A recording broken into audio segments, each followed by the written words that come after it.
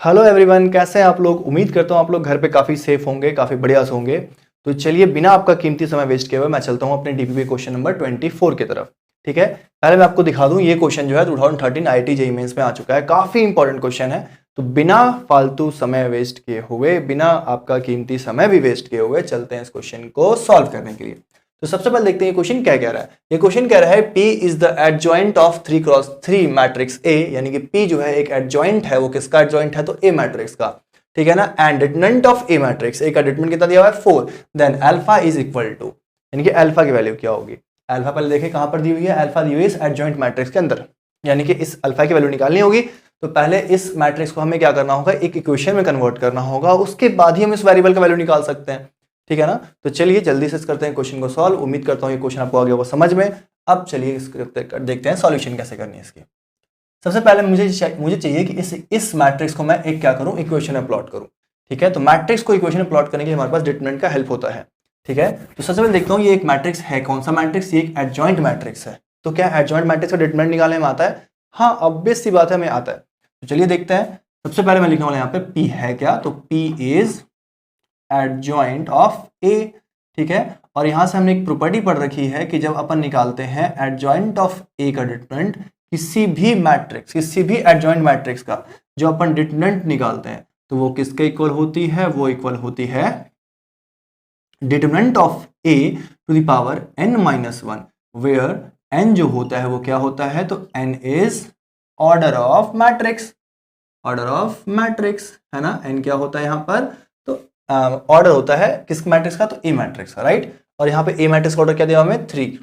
ठीक है ना। तो यहां से अपन लिख सकते हैं, यहां से अपन लिख सकते हैं कि adjoint determinant of adjoint of A is equal to determinant of A to the power, या मैं यहां पे चाहूं तो वैल्यू सब्स्टिट्यूट करता हूं। कितना वैल्यू दिया हुआ डिटरमिनेंट ऑफ ए का? 4। 4 टू द पावर n की वैल्यू कितनी जाएगी? ऑर्डर कितनी है इसकी? 3 - 1, राइट बच्चों। तो यहां से क्या होने वाला है? यहां से होने वाला है क्या निकालना है हमें? डिटरमिनेंट निकालना है किसका? एडजॉइंट का।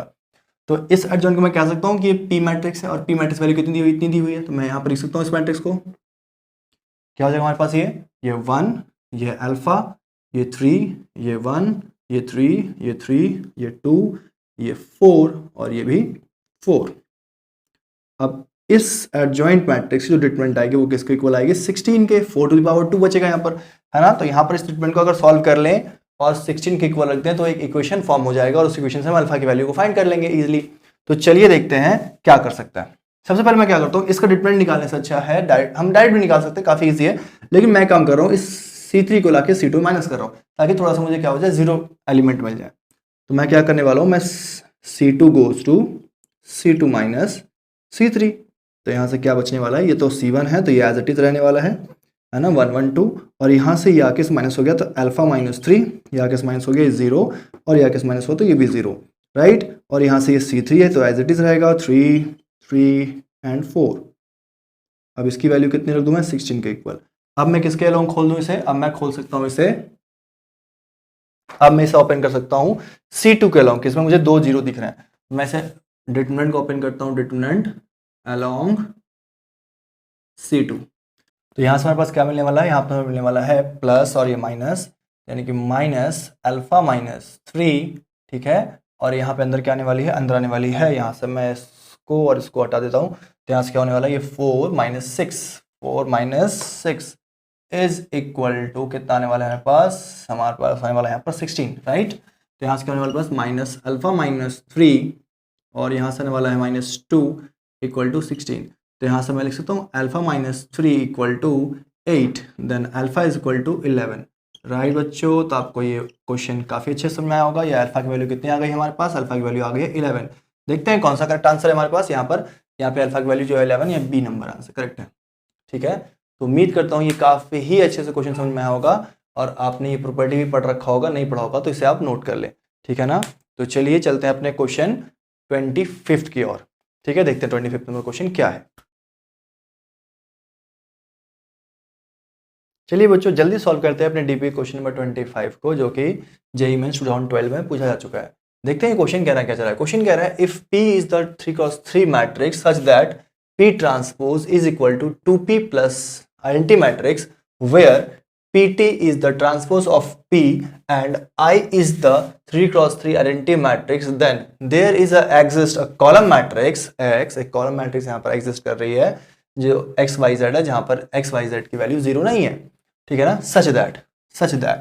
अच्छा, यहाँ पे कह रहा है भैया सिंपल सी बात है कि P एक 3x3 मैट्रिक्स है और ये P मैट्रिक्स कैसा है कि अगर इसका आप ट्रांसपोज करेंगे तो वो किसके इक्वल आएगा, वो वैल्यू आएगा 2 times of P plus identity matrix के इक्वल आएगा। P एक ऐसा मैट्रिक्स है जिसका आप अगर ट्रांसपोज करते हैं तो वो इसके इक्वल आती है, ठीक है। और यहाँ पर ये इन्फॉर्मेशन दी हुई है कि P to the power T क्या है, तो वो एक ट्रांसपोज है, हमें पता भी है, और I क्या है तो एक आइडेंटिटी मैट्रिक्स है 3x3 का, ठीक है ना। यहाँ पर 3x3 क्यों दी हुई है, आइडेंटिटी मैट्रिक्स 3x3 क्यों लिखा हुआ है, क्योंकि अगर देखिए P किस ऑर्डर का है, 3x3 का, तो आइडेंटिटी मैट्रिक्स अगर इसमें ऐड हो रहा है तो वो भी किस ऑर्डर का होना चाहिए, 3x3 का होना चाहिए, तभी ऐड हो सकता है। तो अपने क्वेश्चंस को सेटिस्फाइड करने के लिए वो इतना कुछ लिखा है, ठीक है ना। हमें पूछ क्या रहा है, ये मेन मुद्दा हमारे लिए। Then there exist a column matrix X, तो यहाँ पर कोई ऐसा एक X कॉलम मैट्रिक्स एग्जिस्ट करेगा जो कि देखिए यहाँ से सच दैट मतलब क्या है, यहाँ पर ऑप्शन के हिसाब से हमें चलना पड़ेगा।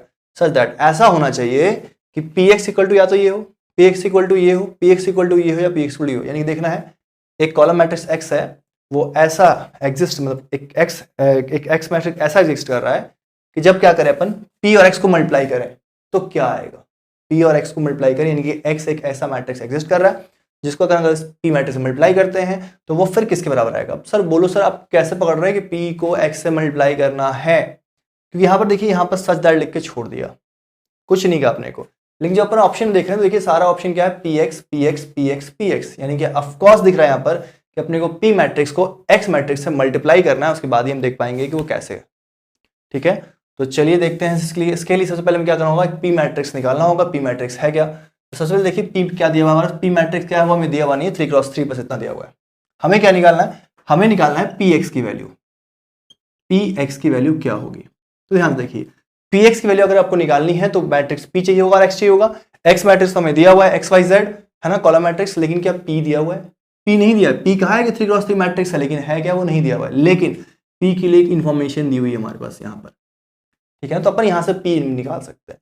तो चलिए इस इन्फॉर्मेशन मैं यूज करता हूँ। यहाँ पर क्या दिया हमारे पास, transpose of P is equal to 2 times of P plus identity matrix, ठीक है। मुझे यहाँ से P निकालना है। आपको पता होगा अगर कहीं पे P का ट्रांसपोज है, आप अगर इसे P बनाना चाहते हैं तो क्या कर दें, इसे फिर से ट्रांसपोज कर देंगे, क्या आ जाएगा P के इक्वल, राइट। हम लोग ये ट्रांसपोज की प्रॉपर्टी जानते हैं।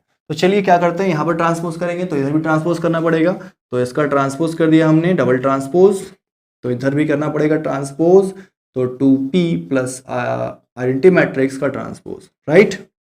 अब यहाँ से क्या हो जाएगा, ये तो P आ जाएगा है ना, P का ट्रांसपोज इस प्रॉपर्टी से P आ जाएगा, और ये क्या हो जाएगा, हमने पढ़ रखा है कहीं पर A प्लस B का अगर ट्रांसपोज है तो we can write it as A का ट्रांसपोज प्लस B का ट्रांसपोज, राइट। तो चलिए यहाँ से अपन करने वाले हैं 2P का ट्रांसपोज प्लस आइडेंटिटी मैट्रिक्स का ट्रांसपोज।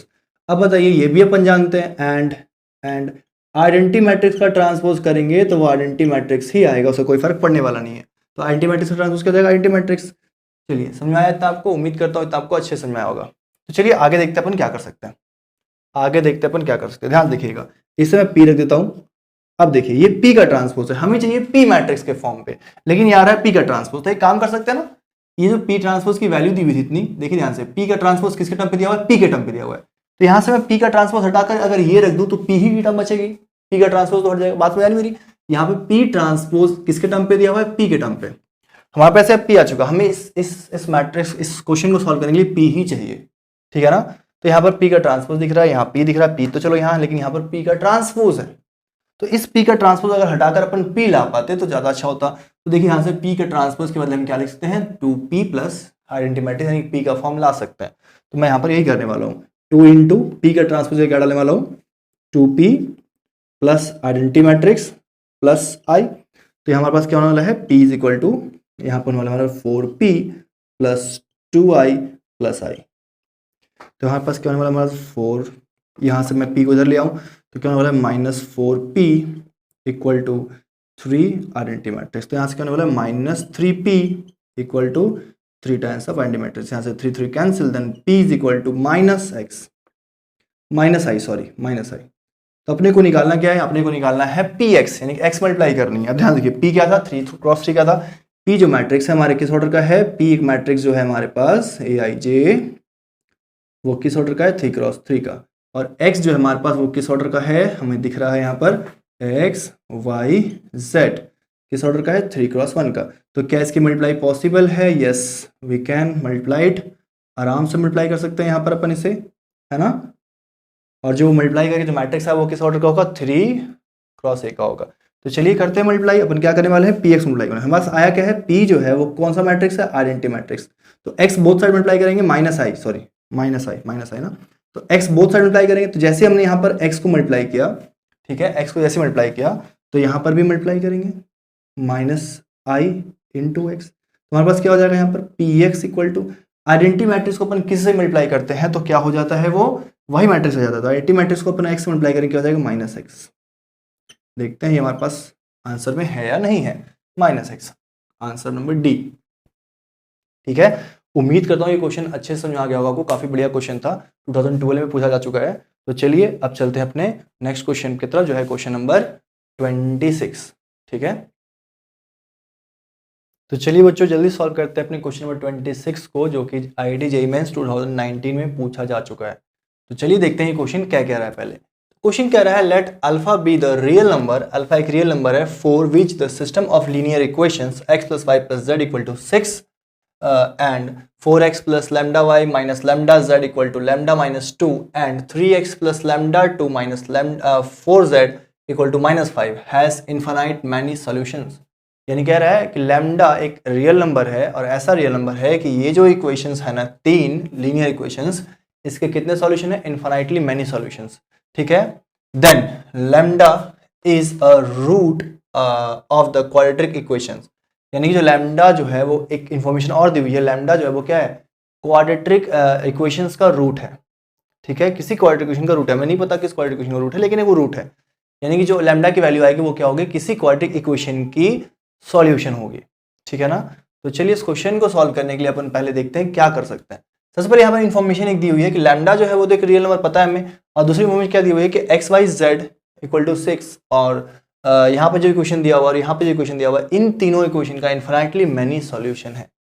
आपने लीनियर इक्वेशन में पढ़ा होगा, मैंने भी पढ़ा रखा है, कि अगर किसी साइमल्टेनियस लीनियर इक्वेशन के मैनी सॉल्यूशंस हैं तो वहां पर क्या होता है, सबसे पहला जो डेल्टा आएगा उसकी वैल्यू कितनी होगी, 0। ठीक है ना, डेल्टा की वैल्यू 0, और फिर delta x, delta y, delta z, ये तीनों भी 0 होंगे। ठीक है, तो चलिए सबसे पहले देखते हैं इस क्वेश्चन को करना कैसे है। तो सबसे पहले मैं क्या करने वाला हूँ, इस क्वेश्चन में यहाँ लिखने वाला हूँ, यहाँ इक्वेशंस को क्या है हमारे पास, हालांकि हमें लिखने की कोई जरूरत नहीं है, लेकिन मुझे समझाना पड़ेगा। हम डायरेक्ट भी सॉल्व कर सकते थे, लेकिन समझाने के लिए मुझे यहाँ पर लिखना पड़ेगा। तो x + y + z = 6, यहाँ पे 4x + lambda y minus lambda z = lambda -2, और ये कितना है, 3x + 2y minus 4z = -5। इस 3 इक्वेशंस क्या दिया हुआ है, इनफिनिटली मेनी सॉल्यूशंस। यानी क्या होगा, हमें पता है अगर किसी इक्वेशंस का इनफिनिटली मेनी सॉल्यूशन, सबसे पहले क्या होता है कि डेल्टा = 0 होता है। ठीक है, एंड क्या होता है, delta x = delta y = delta z, ये भी कितने होते हैं, 0 होते हैं। ठीक है, ये प्रॉपर्टी पता है हमें। तो सबसे पहले मैं क्या करता हूँ, डेल्टा = 0 रख के निकालने की कोशिश करता हूँ वैल्यू। तो सबसे पहले डेल्टा क्या होता है, कोफिशिएंट मैट्रिक्स। डेल्टा किसे कहते हैं अपन, कोफिशिएंट मैट्रिक्स। ठीक है ना, और डेल्टा x क्या होता है, तो x कोफिशिएंट घटाकर वहां पर हम क्या डालते हैं, कांस्टेंट। डेल्टा y क्या होता है, y कोफिशिएंट घटाकर वहां डालते हैं कांस्टेंट। ठीक है ना, तो अपन देखते हैं, सबसे पहले निकालते हैं डेल्टा 0, यानी कोफिशिएंट मैट्रिक्स का डिटरमिनेंट। तो कोफिशिएंट मैट्रिक्स क्या होगा, इसका कोफिशिएंट क्या है, यहाँ पर x कोफिशिएंट क्या है 1, और इस x की क्या है 4, और इसकी क्या है 3। राइट बच्चों, यहाँ पे क्या है y का 1, और यहाँ पे y क्या है लैम्डा, और यहाँ पर कितना है 2। यहाँ पर कितना है z का 1, यहाँ पर z का -लैम्डा, और यहाँ पर z का -4। राइट, अब इसकी डिटरमिनेंट कितनी हो जाएगी, 0, क्योंकि इनफिनिटली मेनी सॉल्यूशन का है। अगर इनफिनिटली मेनी सॉल्यूशन है तो डिटरमिनेंट कितना आएगा, कोफिशिएंट मैट्रिक्स का 0 आएगा ऑफ कोर्स। तो चलिए आगे देखते हैं क्या कर सकते हैं। यहाँ पर मैं थोड़ा सा रो ऑपरेशन लगा रहा हूँ, क्या कर रहा हूँ, यहाँ पर 0 बना ले रहा हूँ। ठीक है, तो एक बार इसको इससे माइनस करता हूँ, एक बार इससे माइनस, यानी क्या करने वाला हूँ, एक बार ये C1 को इसमें माइनस करूँ, एक बार C1 को इसमें माइनस करूँ, यानी क्या कर रहा हूँ, C2 goes to C2 - C1 and C3 goes to C3 - C1। ठीक है, तो यहाँ पास क्या आने वाली है वैल्यू, अपन किसको चेंज कर रहे हैं, अपन चेंज कर रहे हैं C2 और C3 को, यानी कि C1 तो है ये एज इट इज रहने वाला है, ठीक है। यहाँ पे क्या होने वाला है 0 लैम्डा -4, राइट, लैम्डा -4, और यहाँ पर होने वाला है -1, और यहाँ पर होने वाला है 0, और यहाँ पर होने वाला है -4, माइनस को मैं कॉमन लेता हूँ तो यहाँ पर जाएगा माइनस ऑफ लैम्डा +4, राइट बच्चों, और यहाँ से क्या हो जाएगा ये -7, ठीक है, इक्वल टू 0। चलिए इसको सॉल्व करते हैं इधर। क्या हमारे पास देखिए ध्यान से, यहाँ पर मैं डिटरमिनेंट खोल सकता हूँ इसे किसके अलॉन्ग, इस 1 के अलॉन्ग, तो ये 1 के अलॉन्ग डिटरमिनेंट खोल दिया तो 1 है तो कोई फर्क पड़ने वाला नहीं बाहर। और यहाँ क्या आने वाला है, इस 7 से अपन मल्टीप्लाई करेंगे, इस -7 से मल्टीप्लाई करेंगे इसको, तो -7 से मल्टीप्लाई किया मैंने तो क्या हो गया -7 लैम्डा, और माइनस माइनस यानी कि +28, और यहाँ से हो जाएगा -1 इंटू माइनस लैम्डा, तो प्लस लैम्डा और एक माइनस, तो कितना हो जाएगा माइनस लैम्डा, ठीक है, माइनस और -4 तो +4 और माइनस तो कितना हो जाएगा, सॉरी +4 और माइनस तो -4, राइट, और इधर कितना है 0। चलिए इसे सॉल्व करते हैं, ये माइनस माइनस माइनस कितना हो जाएगा -8 लैम्डा, और यहाँ से हो जाएगा ये +24 इक्वल टू 0, तो यहाँ से लिख सकते हैं अपन 8 लैम्डा इक्वल टू 24, है ना, -24 आएगा, माइनस माइनस कैंसिल, यहाँ से लैम्डा इक्वल टू कितना हो जाएगा 3, ठीक है, लैम्डा इक्वल टू कितने आ गए 3। अब देखिए लैम्डा तो हमारा निकल चुका, अब क्या कहा था, लैम्डा जो है वो क्या है, किसी क्वाड्रेटिक इक्वेशन का जीरोस है, किसी क्वाड्रेटिक इक्वेशन का क्या है वो रूट्स, जीरोस जो कहना अपन कह सकते हैं। तो क्वाड्रेटिक इक्वेशन तो वही पता करना है कौन से क्वाड्रेटिक इक्वेशन का, यहाँ पर क्वाड्रेटिक इक्वेशन देखिए दिया हुआ है, तो कौन से क्वाड्रेटिक इक्वेशन का ये जीरोस है, ये 3 जो है वो तो एक क्या है रूट्स है क्वाड्रेटिक इक्वेशन का, हमें पता करना ये जो 3 है ना वो किसका रूट्स है, लैम्डा वाली 3 आ गई। अब यहाँ दिया हुआ है इस क्वाड्रेटिक इक्वेशन में से किसके रूट्स हैं, ये चेक कर लीजिए। तो ध्यान से देखिए, अगर इस ये जो लैम्डा है इनमें से किसी क्वाड्रेटिक इक्वेशन का रूट है, तो इस 3 को जब अपन पुट करेंगे इन क्वाड्रेटिक इक्वेशन में तो वैल्यू क्या होनी चाहिए, 0 के इक्वल आनी चाहिए। तो चलिए देखते हैं, सबसे पहले जब यहाँ पर डालेंगे 3 का स्क्वायर 9 और यहाँ डालेंगे कितना हो जाएगा 3 3 9, तो 9 -9 कैंसिल हो गया, -4 तो ऐसे ही बच रहा है, ये नहीं होगा, -4 बच रहा है, 0 होना चाहिए। यहाँ पर डाल दे तो कितना हो जाएगा, यहाँ पर डाले तो 9 और यहाँ डाले तो 9 9 9 18, -4 करेंगे ऑफकोर्स 0 नहीं आएगा। चलिए यहाँ डालते हैं कितना हो जाएगा, लैम्डा का स्क्वायर यानी कि 3 का स्क्वायर 9, और यहाँ पर डालेंगे तो -3 और -6, -3 -6 -9 और +9 0, यानी कि ए आंसर सही है। यानी कौन सा इक्वेशन का है ये, तो lambda is the zeros of lambda square minus lambda -6 equal to 0। देख लेते हैं आगे, मल्टीपल चॉइस तो नहीं है, यहाँ पर अपन डाले तो यहाँ पर डाले तो कितना हो जाएगा 9 और यहाँ पर डाले तो +3 यानी कि 12 में से 6 घटाएंगे तो 6 बच जाएगा भैया, ये भी नहीं, यानी कि एक ही आंसर है इसका। चलिए उम्मीद करता हूँ क्वेश्चन अच्छे समझ में आओ, काफी इजी क्वेश्चन है, मैंने इसे लिख करके इसलिए ज़्यादा टाइम लगा, वरना मैं डायरेक्ट यहाँ से स्टार्ट करता, ठीक है, ये और डायरेक्ट ये, ठीक है। तो चलिए चलते हैं अपने नेक्स्ट क्वेश्चन की तरफ, जो है क्वेश्चन नंबर 27, ठीक है, उससे पहले से कर लीजिए नोट।